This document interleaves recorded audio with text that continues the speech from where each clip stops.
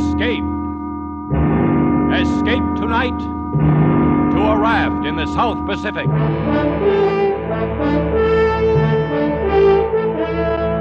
The Columbia Broadcasting System and its affiliated stations presents Escape, produced and directed by William N. Robeson. This, the last of the summer series, is The Fourth Man by John Russell.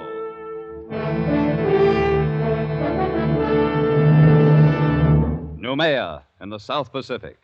To a generation of French criminals, a word to be uttered in the same terrified breath with Devil's Island. The penal colony at Noumea, where the cutthroats, garrotters, and sadists from the dregs of French society were sent to a living death. Tonight we invite you to escape from Noumea in John Russell's The Fourth Man.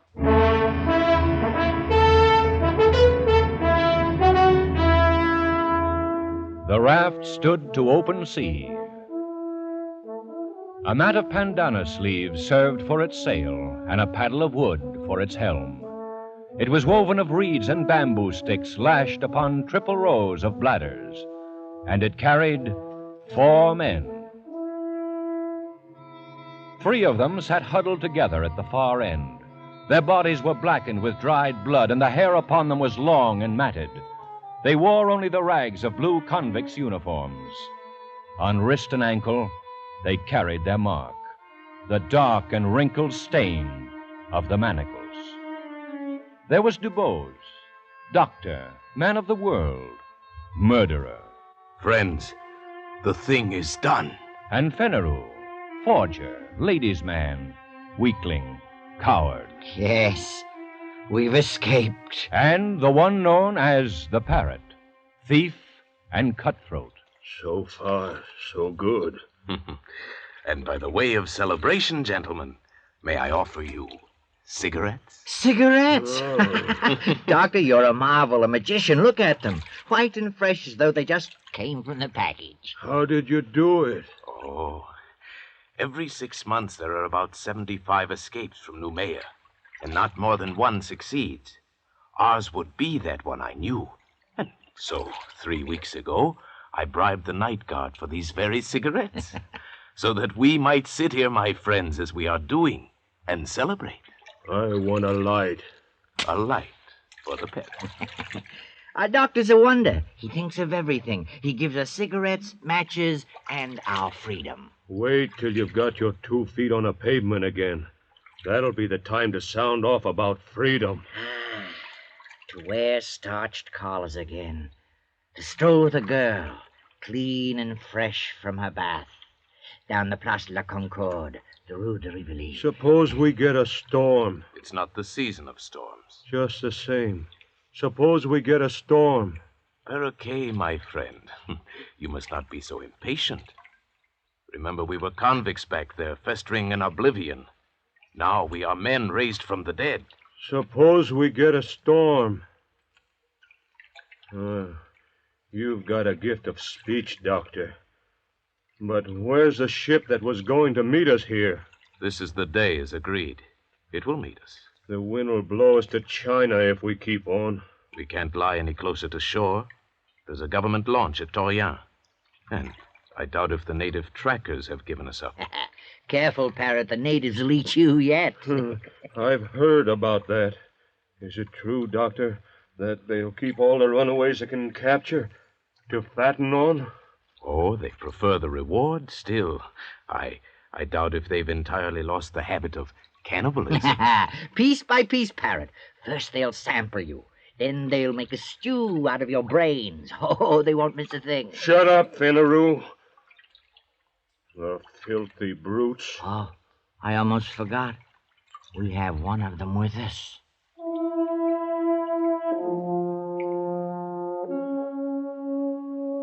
The 4th man was steering the raft. He sat crouched in the stern, his body glistening with spray. His huge dark hands held the steering paddle. He was motionless, like an idol, his eyes fixed on the course ahead. The 4th man on the raft. You are looking at a Canuck, my friends. You will see nothing superior. No line of beauty to redeem the low angle of the forehead, the knobby joints of the body. Nature has stamped him with the mark of inferiority, and he has set the final seal himself with that twist of bark about his middle, that prong of pig ivory through his nose. Yes, but nonetheless, he's a man, and there is a price on our heads. He could be taking us where he likes. Calm yourself, Fenneru. This is a very simple animal. An infant, really. Does that mean he couldn't double-cross us? It does. He is bound by his duty. I made my bargain with his chief up the river, and this one is sent to deliver us on board our ship. That's the only interest he has in us. And he'll do it? He will. That is the nature of the native. No, I don't trust him, not for a minute. The brute. The animal. You! It's you I'm talking about. You dirty brute. Save your breath, Parrot. He speaks no language, only a few noises, a few signs. I don't feel right on the same raft with that.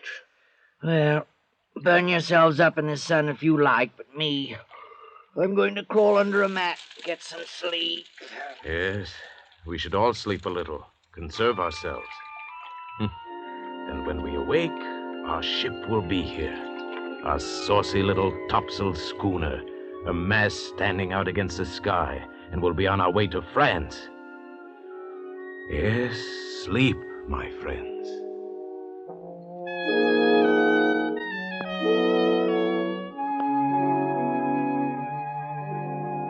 The two younger convicts dozed under the heat of the day, but not the doctor. He stood once again to sweep the skyline under his shaded hand. His plan had been so careful, so precise. He had counted absolutely on meeting the ship, a small schooner, one of those flitting, half-piratical traders of the Copra Islands that can be hired, like cabs in a dark street, for any sinister enterprise. And there was no ship, and there was no crossroads where one might sit and wait.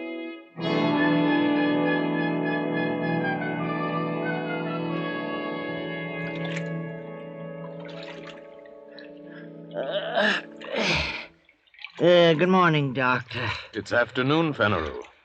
Oh, yes, so it is. I slept like a corpse. Hey, where's the ship, Doctor? It was going to be here when we woke up.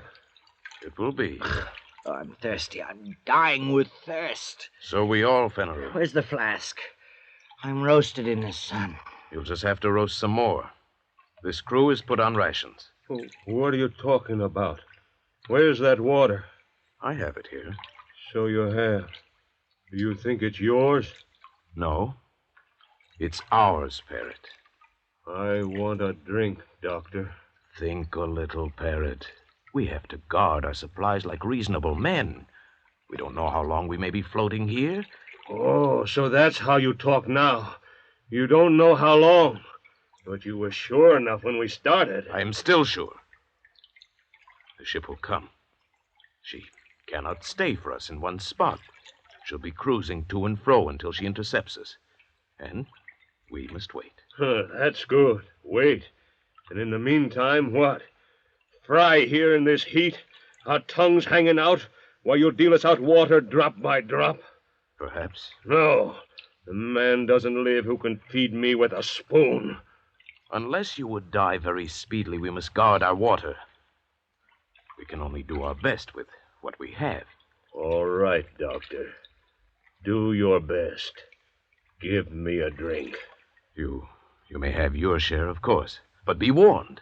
When it's gone, don't come to us, to Fenneru and me. Yes, what's fair is fair. My drink. Very well. Oh, a thimbleful. One thimble. This way we should have enough for 3 days, maybe more, with equal shares among the three of us. That's right. There are only 3 of us. You were thinking of him, Fenneru, of our pilot? He looks somewhat like us, doesn't he? But his body has never known clothes, his feet shoes. His heart has never known the swelling that comes with feelings of love or beauty. His mind has never known a single thought. Look at us 3, gentlemen. You, Fenneru, a forger. You, Parrot, a thief. And I, Dr. Dubose, of Paris and Marseille, a murderer. And yet, we are civilized men, and this is a savage animal. And our provisions are for civilized men only.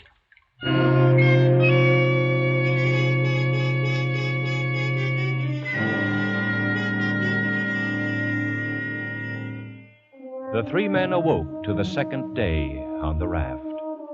They looked and saw the far round horizon and the empty desert of the sea and their own long shadows that slipped slowly before them over its smooth, slow heaving. The land had sunk away from them in the night. The trap had been sprung. As the savage sun kindled upon them with the power of a burning glass, a calm fell, an absolute calm. The air hung, waited. The sea heaved and fell in polished undulations, and the sun shone, driving in under their eyelids like white-hot splinters. They crawled to the shelter of their mats, gasping, shriveling. And the water, the world of water, was slack and thick as oil. Oh, how lonely it is. Dr. Dubose, Yes, Parrot? look around you. What do you mean? Go on, look around. What do you see? I see water, Parrot, and the horizon. Nothing What? else. Oh, don't you see a ship? A saucy little schooner? Those were your words. Well, where is it? Why don't you see it? It will come. Will it comfort us to be dead when it comes? You say that you count on your friends, but suppose they leave you to rot here. Leave Parrot and me to rot here. That would be a joke, eh, Doctor?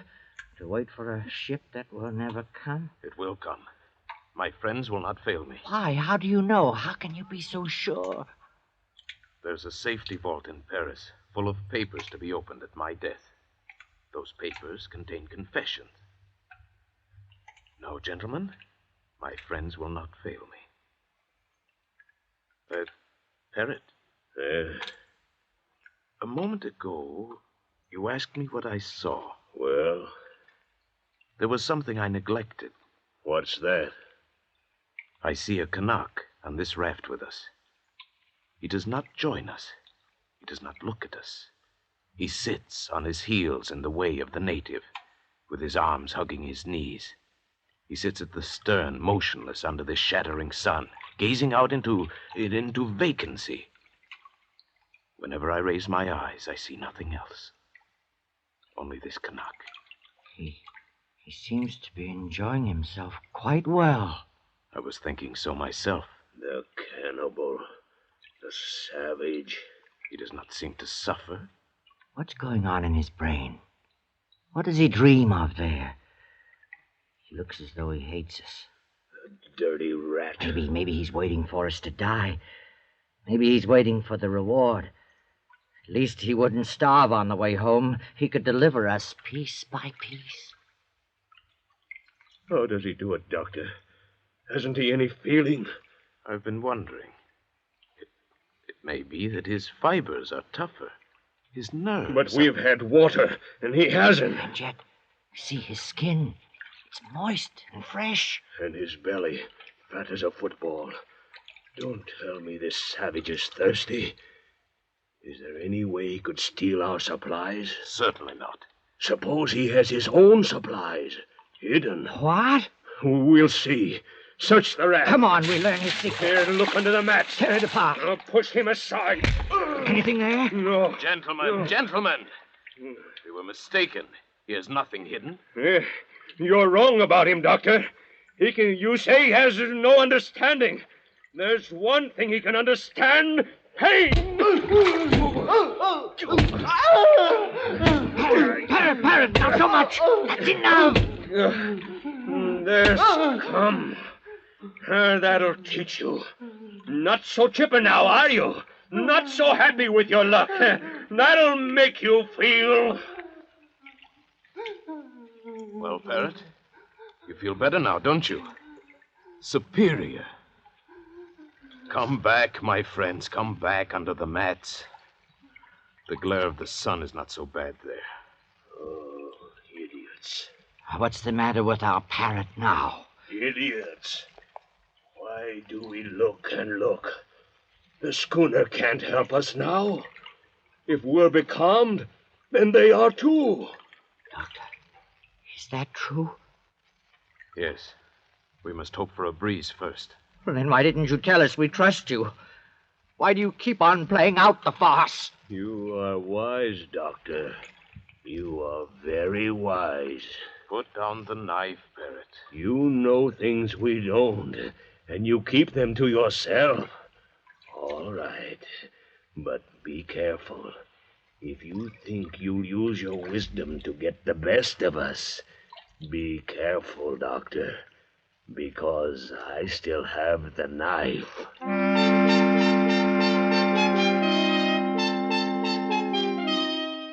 And so the days dragged by, the second, the third, and now it was the fourth day, and still there was no breeze, and still there was no ship. Oh, Doctor. Yes?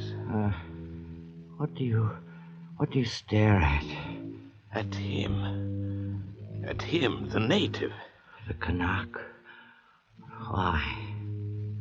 Look at him. And look at us. We are dying. Our powers are ebbing.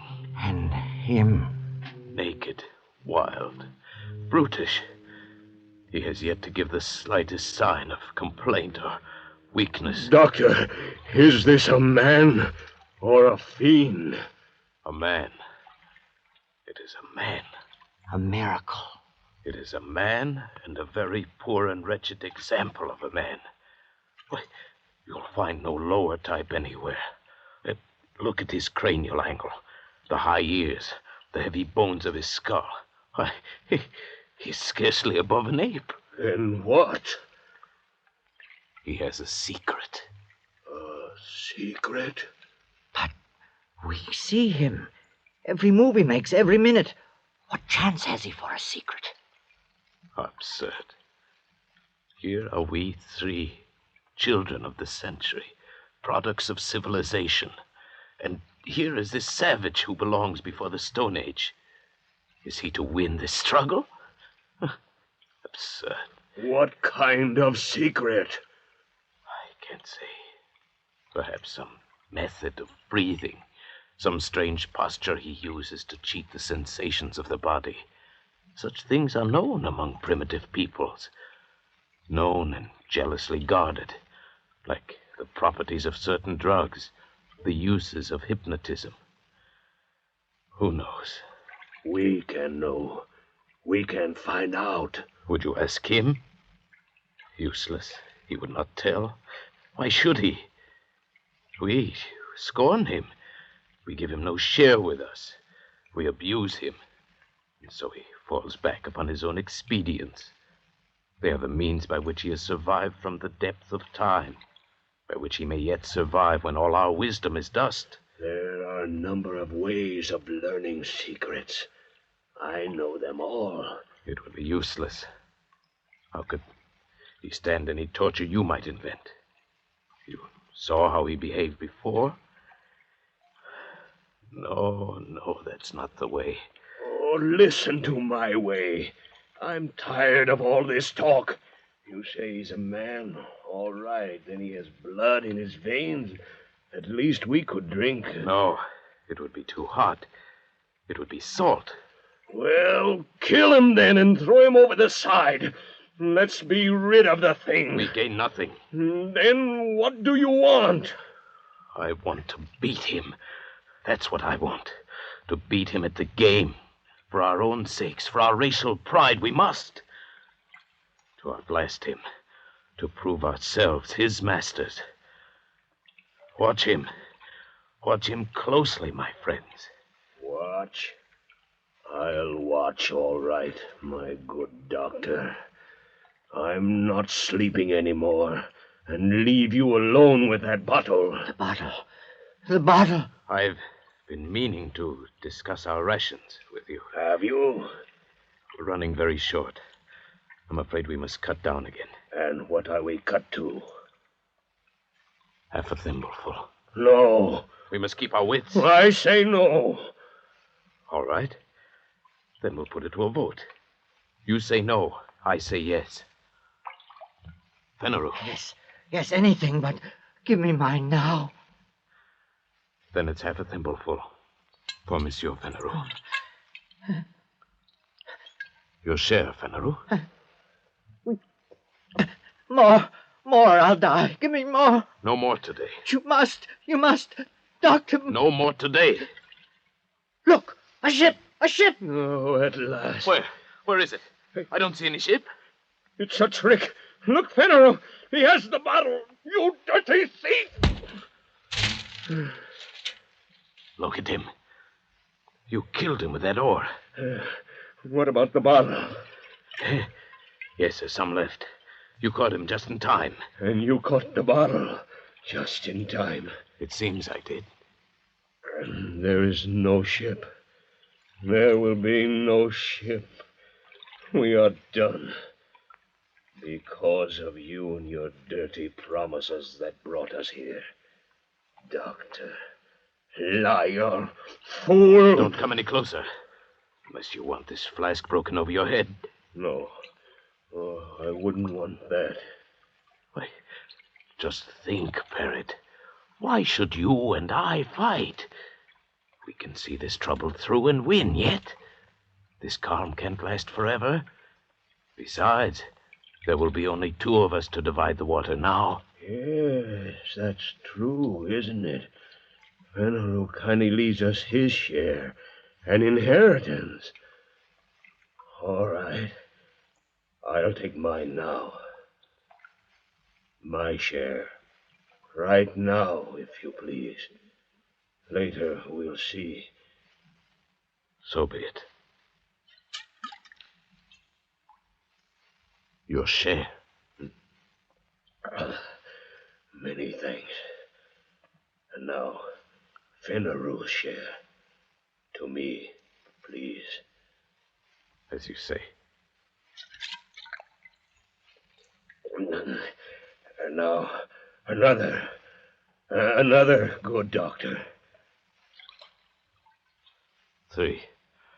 That's enough, Parrot. No, doctor. It's not enough. Now I'll take the rest. Parrot, stop my arm. I'll kill you if you don't let go. Thank you. You see, I have manners, haven't I? And I have wisdom, too, because I fooled a very wise man. I toast you, Doctor. The best man wins. That was a bright idea of yours. The best...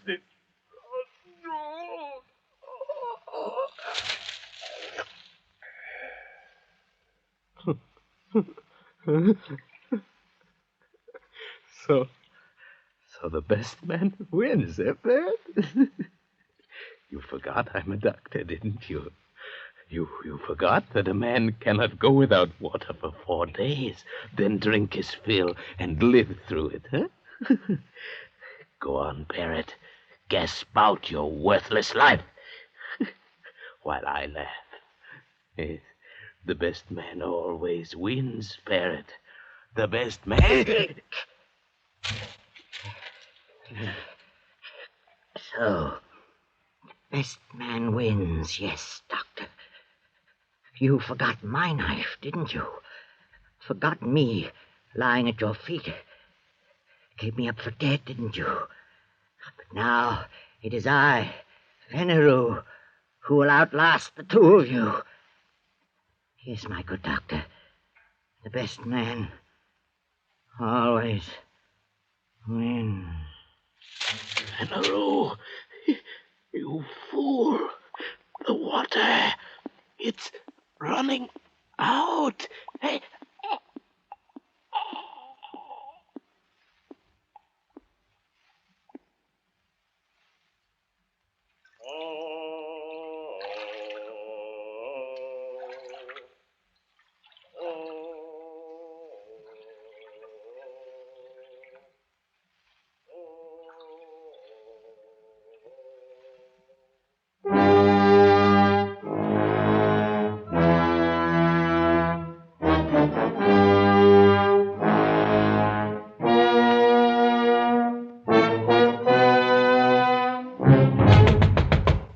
in. Come in.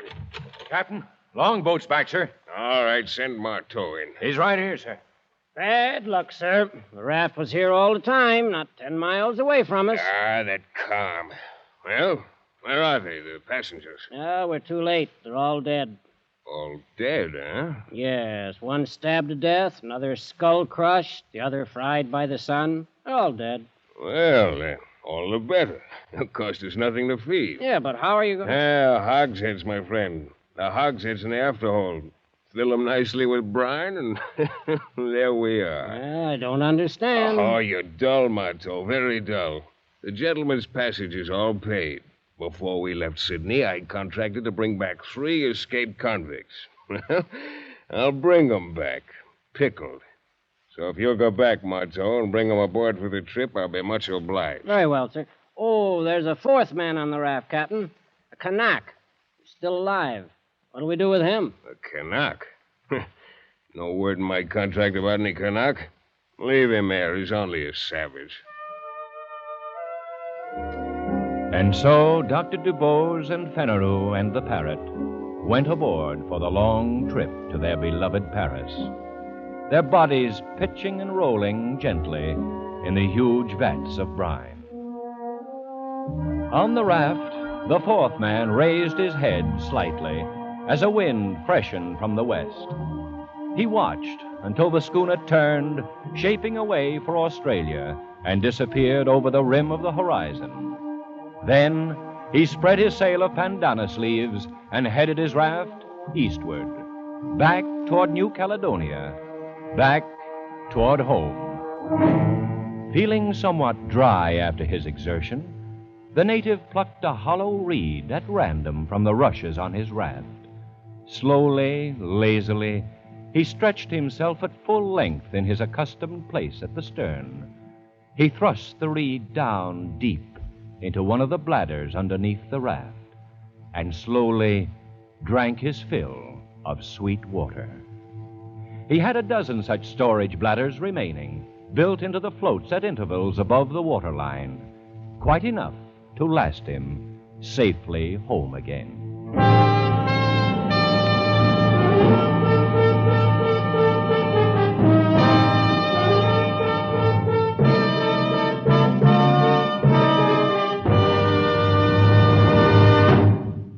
Escape is produced and directed by William N. Robeson. The 4th Man by John Russell was adapted for radio by Irving Ravech, with Paul Frees as Dr. DuBose, Joe Kearns as Fenneru, and Nestor Paiva as Parrot.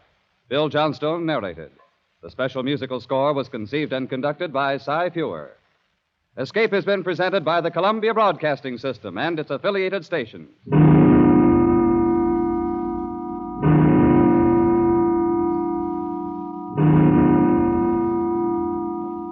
Be sure to be with us next Monday night when the Radio Theater returns to the air with Betty Davis and Glenn Ford starring in A Stolen Life. Remember, next Monday evening from 9 to 10 p.m. Eastern Daylight Time, the Lux Radio Theater starts its 14th year over CBS. The play, A Stolen Life. The stars, Betty Davis and Glenn Ford.